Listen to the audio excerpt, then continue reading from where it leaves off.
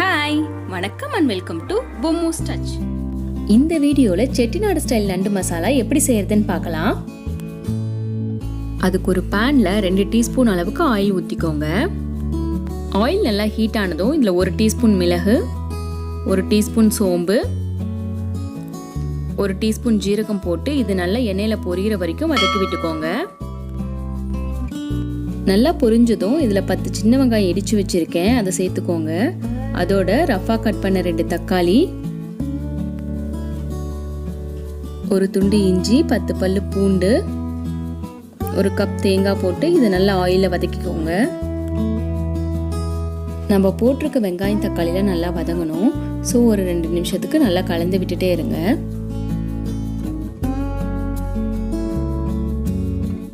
நல்லா வதங்கணும். இதில் 1/2 டீஸ்பூன் மஞ்சள் தூள், 2 டீஸ்பூன் மிளகாய் தூள், 1 டீஸ்பூன் மல்லித்தூள் போட்டு இதை நல்லா கலந்து விட்டுக்கோங்க. நம்ம போட்டிருக்க மசாலாவோட ராஸ்மெல்லாம் போகிற வரைக்கும் நல்லா வதக்கிக்கோங்க. இது ஆறுனதும் மிக்ஸி ஜாரில் போட்டு நல்லா பேஸ்ட் பண்ணிக்கோங்க. இப்போ ஒரு பேனில் 2 டீஸ்பூன் அளவுக்கு ஆயில் எடுத்துக்கோங்க. அதில் 1/2 டீஸ்பூன் சோம்பு, பொடியாக கட் பண்ணி வச்சிருக்க ஒரு பெரிய வெங்காயம், கையளவு கருவேப்பிலை போட்டு ஆனியன் நல்லா கோல்டன் ப்ரௌன் கலர் வர வரைக்கும் வதக்கி விட்டுருக்கோங்க. இந்த குழம்புக்கு கருவேப்பிலை கொஞ்சம் அதிகமாக போட்டுக்கோங்க, அப்போ தான் டேஸ்ட் நல்லாயிருக்கும். ஆனியன் நல்லா வதங்கினதும் நம்ம வதக்கி அரைச்சி வச்சுருந்த மசாலா அதில் போட்டு நல்லா கலந்து விட்டுக்கோங்க.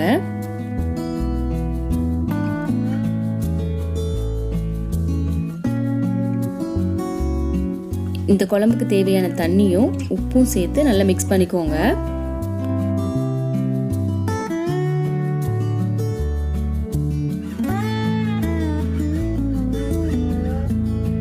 குழம்பு நல்லா கொதிச்சு வர வரையும் ஒரு 10 நிமிஷம் அப்படியே விட்டுருங்க. நண்டை நல்லா க்ளீன் பண்ணி எடுத்து வச்சுருக்கேன். குழம்பு நல்லா கொதி வந்ததும் வாஷ் பண்ணி வச்சுருக்க நண்டை அதில் போட்டு நல்லா கலந்து விட்டுக்கோங்க.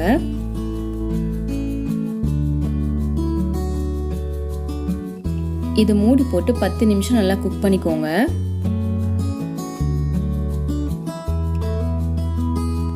பத்து நிமிஷம் கழிச்சு குழம்பு நல்லா கொதிச்சிட்டு இருக்கு. இப்போ நம்ம ஓப்பன் பண்ணி பார்த்துடலாம்.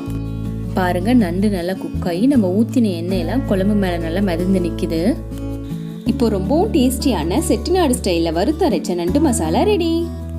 இதை நீங்களும் ட்ரை பண்ணி பாருங்க. ஃபீட்பேக் கமெண்ட்ஸில் சொல்லுங்க. இந்த வீடியோ உங்களுக்கு பிடிச்சிருந்ததுன்னா லைக் பண்ணுங்க, ஷேர் பண்ணுங்க, சப்ஸ்கிரைப் பண்ணுங்க, பெல் பட்டனை கிளிக் பண்ணுங்க.